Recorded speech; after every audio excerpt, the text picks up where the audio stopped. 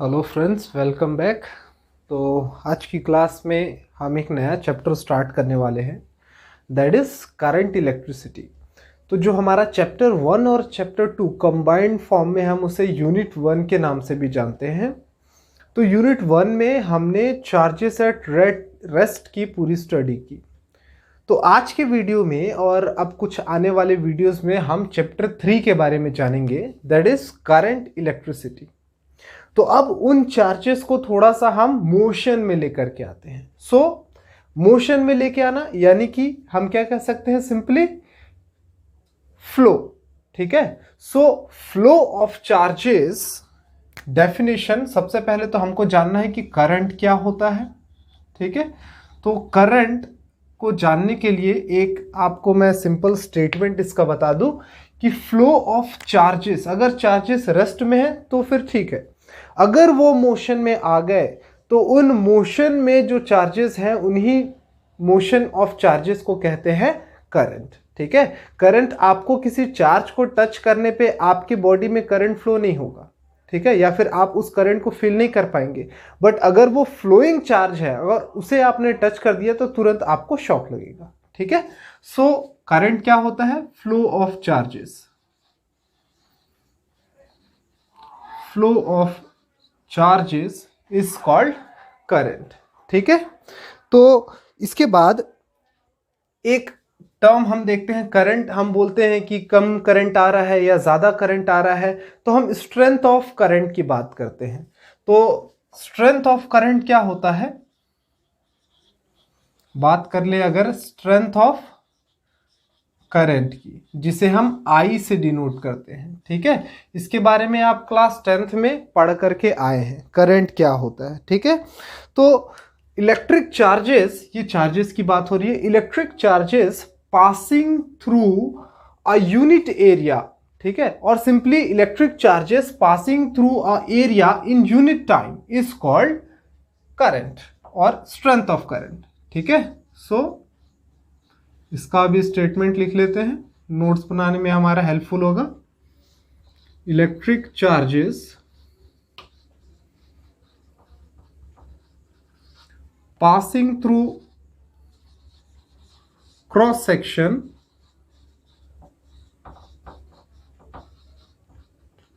in unit time is called strength of current और simply we can denote it as I। ठीक है। I के लिए हमारे पास एक फॉर्मूला भी है, ये भी हमने देख लिया है कि I इज इक्वल टू क्या होता है, Q बाई टी।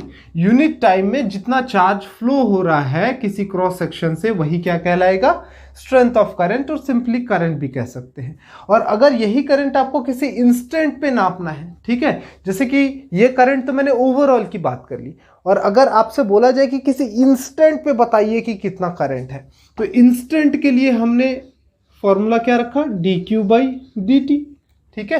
एक स्मॉल इंटरवल की बात करते हैं तो ये फॉर्मूला बन जाएगा। अगर बात करें इसके यूनिट की, तो यूनिट इसका क्या होता है, unit of I, unit of I is what, ampere, जिसे ए से डिनोट करते हैं। ठीक है। देखा होगा आपने 4A 5A, तो ये क्या है, 4 एम्पियर का करंट, 5 एम्पियर का करंट। ठीक है। क्लियर है। अच्छा, अब बात कर ले कि ये कौन सी क्वांटिटी है, whether it is a scalar quantity और अ वेक्टर क्वांटिटी। तो ये जब हम क्वांटिटी कौन सी है ये जान जाएंगे, तभी हम इसका एडिशन कैसे करना है, सब्सट्रैक्शन कैसे करना है, इन सारे रूल्स को हम लगा सकते हैं। क्योंकि एडिशन, सब्सट्रैक्शन, ये सारे रूल स्केलर के लिए अलग होते हैं और वेक्टर के लिए अलग होते हैं। तो आइए इसको थोड़ा सा समझते हैं। सपोज आपका एक ये वायर है, इससे 1 एम्पियर का करंट फ्लो हो रहा था। ठीक है। ये पॉइंट तक आया, और इसी पॉइंट से एक और वायर कनेक्टेड है, नीचे से एक आपका 1 एम्पियर का करंट आ रहा है। ठीक है। अगर ये वेक्टर क्वांटिटी होता तो क्या होता, ये 1 इधर से, ये 1 इधर से, ये दोनों का मैग्नीट्यूड अगर इक्वल है, डायरेक्शन अपोजिट है, तो ये क्या करेंगे, एक दूसरे को कैंसिल आउट कर देते हैं। लेकिन यहां से जब मैंने थर्ड वायर निकाला तो मैंने ये देखा कि यहां से 2 एम्पियर का करंट फ्लो हो रहा है। ठीक है। तो सिंपली ये क्या हो रहे हैं, ऐड हो रहे हैं। तो इस टाइप का एडिशन जहां पे मुझे एंगल का, ठीक है, इनके बीच लगने वाले एंगल से कोई मतलब नहीं होता, ऐसे क्वांटिटीज किस टाइप का रिलेशन शो करते हैं, दीज आर स्केलर क्वांटिटीज। ठीक है। So current is what, it is a scalar quantity. चलिए ठीक है, इतनी चीजें नोट डाउन कर लीजिए।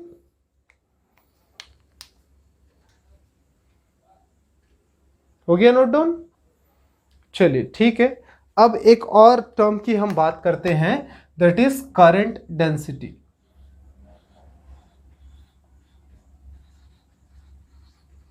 करंट डेंसिटी, ठीक है, इसे हम J से डिनोट करते हैं। सो इसका डेफिनेशन क्या हो जाएगा, करंट डेंसिटी का डेफिनेशन हो जाएगा करंट पर यूनिट एरिया। ठीक है, सिंपली हम क्या बोलेंगे, करंट पर यूनिट एरिया में कितना फ्लो हो रहा है, that is called current density. ठीक है। सो इसका डेफिनेशन लिख लेते हैं, current per unit area is current density.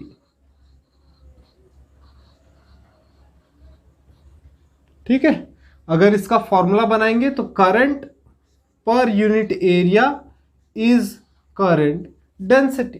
ठीक है, जे से डिनोट करते हैं। So current per unit area is current density. अब अगर पूछा जाए कि ये स्केलर क्वांटिटी है, करंट डेंसिटी की बात कर रहे हैं, तो करंट डेंसिटी स्केलर क्वांटिटी है या वेक्टर क्वांटिटी है, तो इसे जानने के लिए थोड़ा सा हम एक एक्सपेरिमेंट करते हैं। तो सपोज हमने एक वायर ले लिया, सिलेंड्रिकल शेप का मेटेलिक वायर। ठीक है, अब इसमें क्या हो रहा है, इसमें आपका करंट फ्लो हो रहा है। ठीक है, अच्छा ठीक है, करंट फ्लो हो रहा है, यहां से ये सपोज चार्जेस फ्लो हो रहे हैं, और यही चार्जेस जो फ्लो हो रहे हैं यही क्या है, आपका करंट है। जब चार्जेस फ्लो होने लगते हैं तो वो क्या होता है, करंट होता है। तो मान के चलिए मैं आपसे पूछूं कि ये जो पूरा क्रॉस सेक्शन है, इस क्रॉस सेक्शन को मैंने क्या बोला, ए। ठीक है, इस जो भी वायर है इसका क्रॉस सेक्शन मैंने क्या बोल दिया, ए है। ठीक है, तो अभी मैं आपसे पूछूंगा कि करंट जो है इस क्रॉस सेक्शन से कितना फ्लो हो रहा है, तो आप बोलेंगे कितना हो रहा है, आई हो रहा है।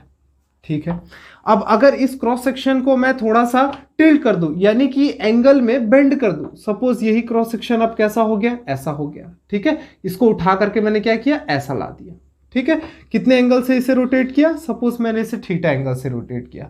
तो अब आपसे अगर पूछूंगा क्या सेम अमाउंट ऑफ करंट इस एरिया से भी फ्लो हो रहा है थीटा डिग्री पे रोटेट करने के बाद, तो आप क्या देखेंगे कि अच्छा यहां से देखिए, यहां से जो है कुछ चार्जेस आपका ऊपर से फ्लो हो गया। ठीक है, और इतने एरिया से जो आपका करंट फ्लो हो रहा है, अब वही मैं यहां पे क्या कर पाऊंगा, महसूस कर पाऊंगा। ठीक है, यानी कि एरिया को कुछ एंगल पे बेंड करने पे मैंने ये देखा कि amount of current flowing through this particular area had been changed. ठीक है, अब ये जो एरिया ए था यहां पे, ये थीटा डिग्री पे रोटेट करने के बाद इफेक्टिव एरिया अब कितना हो गया, तो ये थीटा है, कॉस थीटा का फॉर्मूला लगा करके ये वाला आप टर्म का वैल्यू निकाल सकते हैं। तो ये कितना आ जाएगा, ये आ जाएगा ए कॉस थीटा। ठीक है, फॉर्मूला आप याद रखिए, फॉर्मूला आपका क्या हो जाता है, cos theta is equals to base upon hypotenuse. ठीक है, तो यहां पे बेस क्या है, ये है बेस, और हाइपोटेनस क्या है, ये वाला एरिया। ठीक है, सो हाइपोटेनस वाज व्हाट, एरिया। हमको ये बेस की वैल्यू चाहिए, तो बेस की वैल्यू क्या हो गई, ए कॉस थीटा हो गई। ठीक है, यानी कि अगर मैं एरिया को एंगल पे मोड़ दूं तो क्या होगा, यहां पे एरिया का डायमेंशन चेंज होता जाएगा, यानी इफेक्टिव करंट भी चेंज हो जाएगा। ठीक है, यानी कि एरिया को चेंज करने से, सॉरी, एरिया का एंगल ट्विस्ट करने से, ठीक है, एरिया अगर कुछ एंगल पे मोड़ दिया जाए तो amount of current flowing through that particular area had been changed. ठीक है, और जो एंगल के साथ चेंज होता है वो कौन सी क्वांटिटी होती है, वो वेक्टर क्वांटिटी होती है। ठीक है, यहां पे हमने देखा था कि ये एक करंट आ रहा था, ये एक करंट आ रहा था, अगर ये 1 है, ये 1 है, तो यहां से कितना निकलेगा, 2 निकलेगा। अब इन दोनों वायर्स को आप किसी भी एंगल पे ट्विस्ट कर दीजिए, अगर इनकी वैल्यू 1 1 है तो यहां से निकलने वाला करंट कितना होगा, हमेशा 2 होगा। एंगल पे डिपेंड नहीं करेगा, लेकिन यहां पे एंगल पे डिपेंड कर रहा है। ठीक है। सो J is what, it is a vector quantity, ठीक है। इसका यूनिट क्या हो जाएगा, तो इसका यूनिट हो जाएगा, I का क्या यूनिट होता है, एम्पियर, ठीक है, पर डिवाइडेड बाय है तो पर एरिया का मीटर स्क्वायर। सो इसकी यूनिट क्या हो जाएगी, एम्पियर पर मीटर स्क्वायर, ठीक है। नोट डाउन कर लीजिए इसे भी। ओके, सो यहां से हमारे पास एक फॉर्मूला निकल करके आता है कि I is equals to J dot A, J multiplied by A, ऐसा आ जाएगा। लेकिन एक्चुअल में ये एंगल पे ट्विस्ट करने पे इफेक्टिव एरिया चेंज हो रहा है। कितना चेंज हो रहा है, तो A नहीं, ये A cos थीटा हो जा रहा है। So formula will be what, J A cos theta. So I का फॉर्मूला क्या हो गया, J A cos थीटा। और आपने पढ़ा है कि vector A B cos theta का फॉर्मूला क्या होता है, vector A dot vector B, यही होता है ना। तो इस फॉर्मूले को हम क्या लिख सकते हैं, I is equals to vector J dot vector A, ठीक है। Dot product of two vectors will gives you scalar, ये हमने क्लास 11th में भी देखा है। तो ये एक आपका फॉर्मूला बन जाता है relation between current and current density, ठीक है। इसे भी नोट करते चलिए, चलो ठीक है। तो ये हमारा क्या हुआ, एक छोटा सा डिस्क्रिप्शन हुआ करंट के बारे में, ठीक है। करंट कैसे फ्लो होता है, करंट तब फ्लो होता है या फिर करंट तब आपका एग्जिस्टेंस में आता है जब आपके चार्जेस फ्लो होते हैं। जब चार्जेस रेस्ट में होंगे तो कोई करंट नहीं होगा, ठीक है। ओके, अब बात करते हैं टाइप्स ऑफ करंट की। टाइप्स ऑफ करंट, तो देखिए करंट का कोई ऐसा बेसिक क्लासिफिकेशन नहीं होता, बट स्टिल बहुत सारे अलग अलग टाइप के करंट होते हैं। But we have to see two types of current, ताकि हमारा थोड़ा कॉन्सेप्ट क्लियर हो जाए। और क्लास 12th में हम दोनों टाइप के करंट को देखेंगे, लेकिन हमारा फोकस जो है एक टाइप के करंट पे होगा, ठीक है। तो टू टाइप के करंट कौन कौन से होते हैं, एक होता है अल्टरनेटिंग करंट, अल्टरनेटिंग करंट, ठीक है। अल्टरनेटिंग करंट कैसा होता है, तो अल्टरनेटिंग करंट क्या होता है, suppose this is time on this axis and on this axis I am representing current. तो अल्टरनेटिंग करंट का मतलब ये होता है कि जो करंट है वो क्या हो रहा है, टाइम के साथ अपना एंगल चेंज कर रहा है, ठीक है। एक बार ये क्या हुआ, इंक्रीज हुआ, इंक्रीज हुआ, इंक्रीज हुआ, इंक्रीज हुआ, अब डिक्रीज होने लगा, डिक्रीज होने लगा, डिक्रीज होने लगा, डिक्रीज होने लगा, और फिर ये नेगेटिव में चला गया। ऐसा नेगेटिव में इंक्रीज हुआ, इंक्रीज हुआ, अब नेगेटिव में डिक्रीज हो रहा है, फिर ये जीरो हो गया, फिर ये क्या हुआ, अपना एंगल फिर से चेंज किया। यानी कि कॉन्स्टेंटली अल्टरनेटिंग करंट में क्या होता है, चेंज इन डायरेक्शन हमको मिलता है। हर इंस्टेंट में मैं देखूंगा तो क्या होगा, डायरेक्शन ऑफ करंट क्या हो रहा है, चेंज हो रहा है। तो ऐसे करंट को ही हम क्या कहते हैं, अल्टरनेटिंग करंट कहते हैं, ठीक है। और ये ग्राफ कैसा होता है, ये सिनुसॉइडल ग्राफ होता है, ठीक है। इसे सिनुसॉइडल ग्राफ कहते हैं। क्यों सिनुसॉइडल ग्राफ कहते हैं, क्योंकि ये साइन ग्राफ होता है। मैथमेटिक्स में आपने पढ़ा होगा क्लास 10th में, साइन ग्राफ कैसा होता है, कोसाइन ग्राफ कैसा होता है। तो साइन ग्राफ आपका कैसा होता है, साइन ग्राफ हमेशा यहां ओरिजिन से स्टार्ट होता है और इस तरह से फ्लक्चुएट करता है, ठीक है। कोसाइन ग्राफ या कॉस ग्राफ कैसा होता है, तो कॉस ग्राफ जो होता है साइन ग्राफ से 90 डिग्री लीड करता है, यानी कि 90 डिग्री पहले से स्टार्ट होता है, यानी कि कुछ यहां से ऐसा स्टार्ट होता है और ऐसा ग्राफ चलता है। This is what, cosine graph, ठीक है। This is sine graph, this is cosine graph, ठीक है। अच्छा चलिए ठीक है, तो ये एक टाइप का करंट हो गया, इस पे हमारा पूरा फोकस होगा। जितने भी हमारे मशीनरीज हैं, जो भी हमारे इंस्ट्रूमेंट है, सारे के सारे अल्टरनेटिंग करंट पे काम करते हैं, सिर्फ वन छोड़ करके। कौन सा, हमारा मोबाइल। हमारा मोबाइल क्या करता है, डायरेक्ट करंट पे काम करता है। तो डायरेक्ट करंट देख लेते हैं कैसा होता है। तो सेकेंड टाइप का हम करंट देख रहे हैं, दैट इज डायरेक्ट करंट। तो डायरेक्ट करंट कैसा होता है? तो देखिए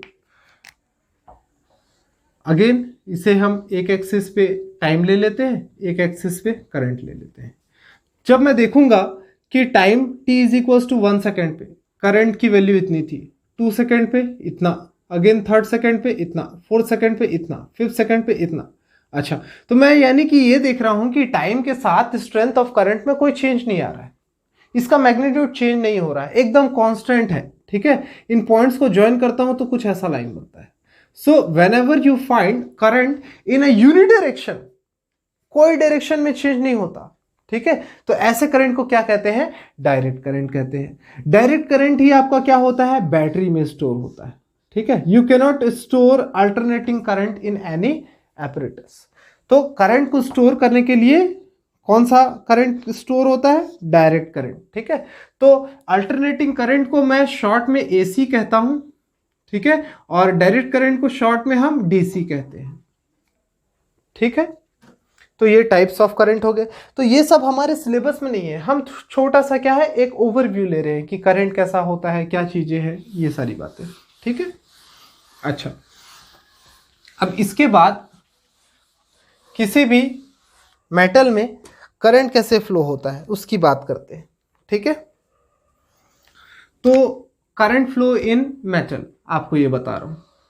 suppose this is any conductor, कोई मेटल का कंडक्टर है। अब कंडक्टर में क्या होते हैं? इलेक्ट्रॉन्स होते हैं।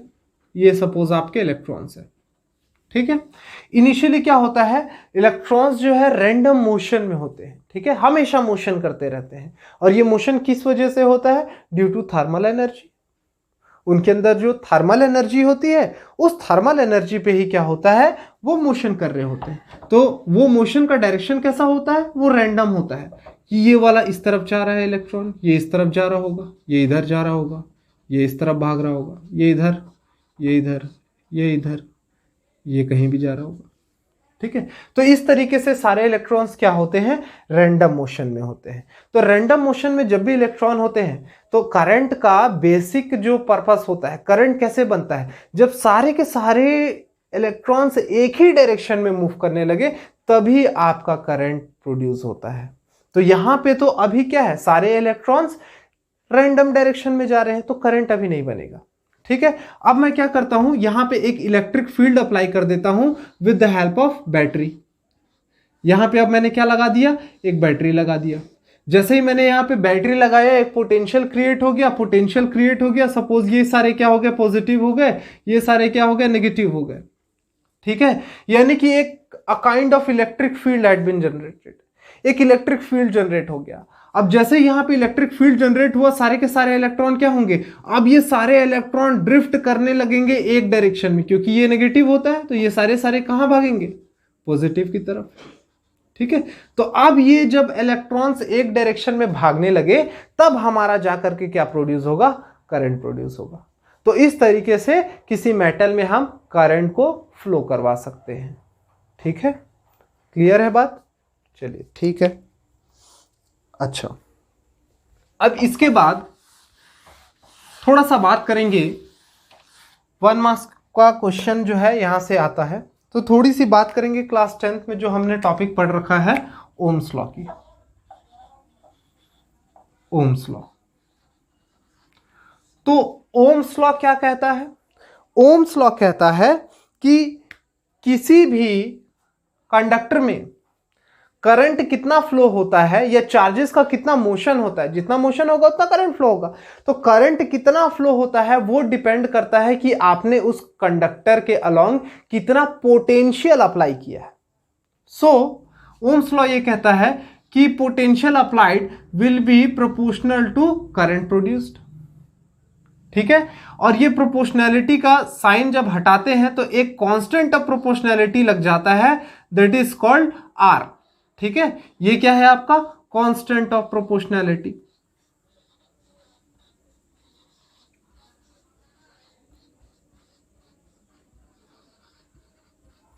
और इसी कांस्टेंट ऑफ प्रोपोर्शनैलिटी को क्या कहते हैं? रेजिस्टेंस कहते हैं। ठीक है, अब ये रेजिस्टेंस जो है किस पे डिपेंड करता है? तो देखिए बहुत इंपॉर्टेंट चीज है, रेजिस्टेंस सबसे पहले डिपेंड करता है मटेरियल ऑफ कंडक्टर। कंडक्टर किस मटेरियल का बना है, उसका नेचर कैसा है, उस पे डिपेंड करता है। ठीक है, सो सबसे पहले मैंने बोला कि ये किस पे डिपेंड करेगा, रेजिस्टेंस, मटेरियल ऑफ सब्सटेंस। ठीक है, दूसरी चीज ये किस पे डिपेंड करेगा, तो ये उसके डायमेंशंस पे भी डिपेंड करता है, उसका लेंथ कितना है, उसका क्रॉस सेक्शनल एरिया कितना है, ये उस पे भी डिपेंड करेगा, क्योंकि ये चीज आपने देखा होगा। चलिए ठीक है, इस पे डिपेंड बात करेंगे, थोड़ा सा और आगे बढ़ जाते हैं। सो सेकेंड चीज किस पे डिपेंड करेगा, डायमेंशंस पे, डायमेंशन ऑफ सब्सटेंस। ठीक है, तो ये दो पॉइंट्स जिस पे आपका रेजिस्टेंस क्या करेगा, डिपेंड करेगा। ठीक है, तो अब यहां से हमको ये पता चल गया, नोट डाउन कर लिया होगा आपने। चलो ठीक है, तो यहां से पता चल गया कि जो आपका रेजिस्टेंस है, अब देखिए अब मैंने बोला कि डायमेंशन पे डिपेंड करता है, तो किन डायमेंशंस पे डिपेंड करता है, तो जो रेजिस्टेंस है वो डायरेक्टली प्रोपोर्शनल होता है लेंथ के। जितना ज्यादा लेंथ होगा उतना ज्यादा रेजिस्टेंस होगा। ठीक है, ओके। और किस पे डिपेंड करेगा, तो रेजिस्टेंस जो है इनवर्सली प्रोपोर्शनल होता है एरिया के, यानी कि जितना ज्यादा एरिया होगा उतना ही कम रेजिस्टेंस होगा। ठीक है, तो अगर इन दोनों को कंबाइन कर दे तो क्या लिख सकता हूं मैं, कि resistance is directly proportional to L by A। ठीक है, और ये प्रोपोर्शनैलिटी का साइन हटता है तो एक कांस्टेंट लग जाता है, रो जिसे कहते हैं। ठीक है, this is rho is what, this rho is what, यहां पे लिख लेते हैं, ये रो क्या है आपका, constant of proportionality,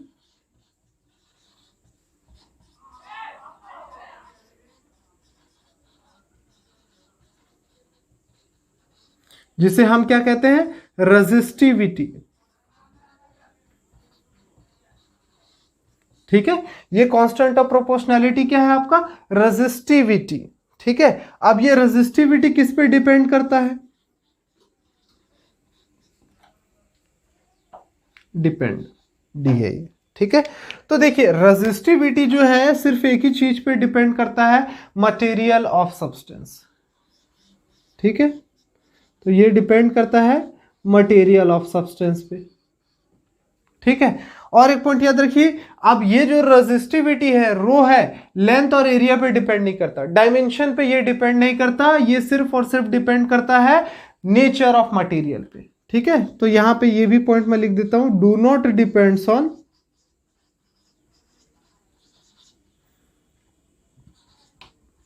dimension of substance.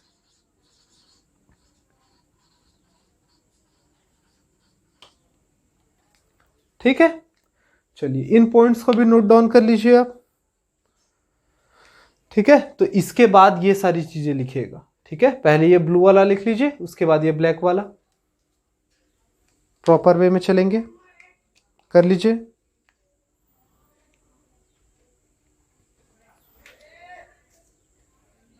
अच्छा चलिए, अब कुछ रिलेशंस देखते हैं। आपका 2 मार्क्स क्वेश्चन में आता है कि derive a relation between current and current density and many different things. तो एक एक करके उसे देखते चलते हैं। चलिए, हो गया होगा ये,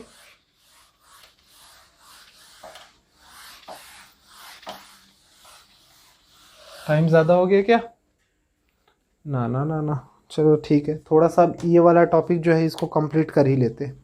ठीक है, तो देखिए अगर एक कंडक्टर की बात करें, suppose this is our conductor of length L। ठीक है, और यहां पे अगर मैं कोई पोटेंशियल अप्लाई करता हूं, ठीक है, तो हमने लास्ट जो हमारा चैप्टर था उसमें भी ये चीज पढ़ा था कि potential applied will be equal to how much, E into D, ये हमने पढ़ा था। तो यहां पे D डिस्टेंस नहीं है, यहां पे L लिया है, तो E इंटू L बोल सकता हूं। ठीक है, ये पोटेंशियल का एक फॉर्मूला हो गया। और पोटेंशियल का हमको पता है एक और formula, V is equal to IR होता है, या फिर RI, जो भी आप समझे।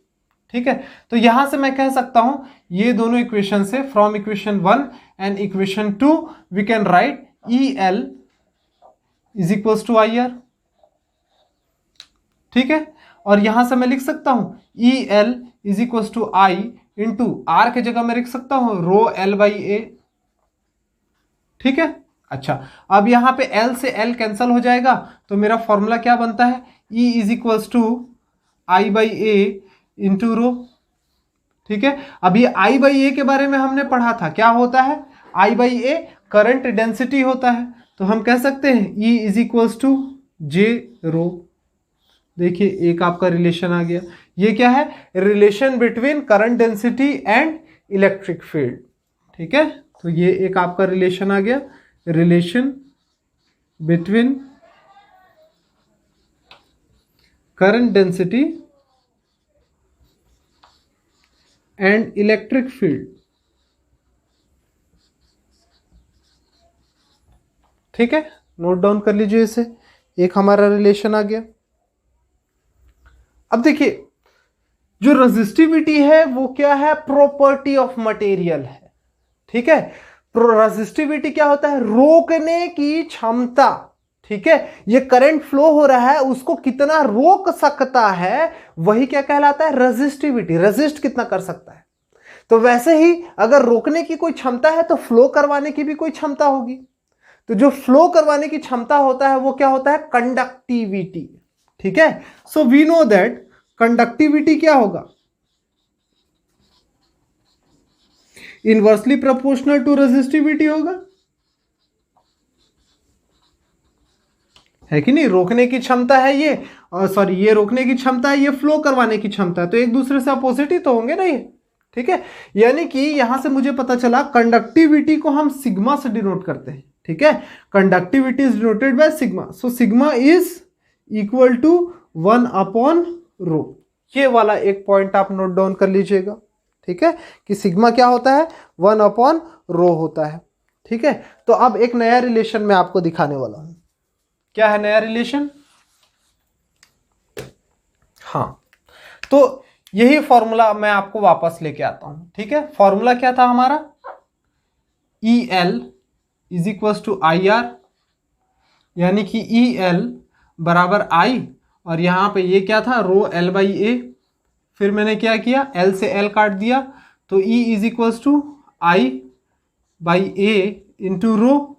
ठीक है, और I बाई A क्या था आपका, J। ठीक है, और इस रो को नीचे भेज दो तो ये ऐसा हो जाएगा। ठीक है, और 1 बाई रो क्या होता है, sigma, so J is equals to sigma E। ठीक है, तो ये एक नया रिलेशन हो गया। ठीक है, ये क्या है आपका, रिलेशन बिटवीन करंट डेंसिटी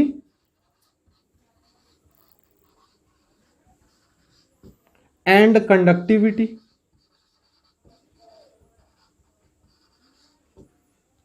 ठीक है, कर लीजिए इसे। ये जो रिलेशन है इसको relation between current density and electric field भी कह सकते हैं, या करंट डेंसिटी एंड रेजिस्टिविटी भी कह सकते हैं। ठीक है, स्लैश करके डाल देता हूं, करंट डेंसिटी एंड रेजिस्टिविटी भी कह सकते हैं। देखो ना, ये रेजिस्टिविटी है ना। ठीक है, तो ये आपका करंट डेंसिटी और रेजिस्टिविटी। ठीक है, या फिर इलेक्ट्रिक फील्ड एंड रेजिस्टिविटी। ठीक है, या electric field and current density.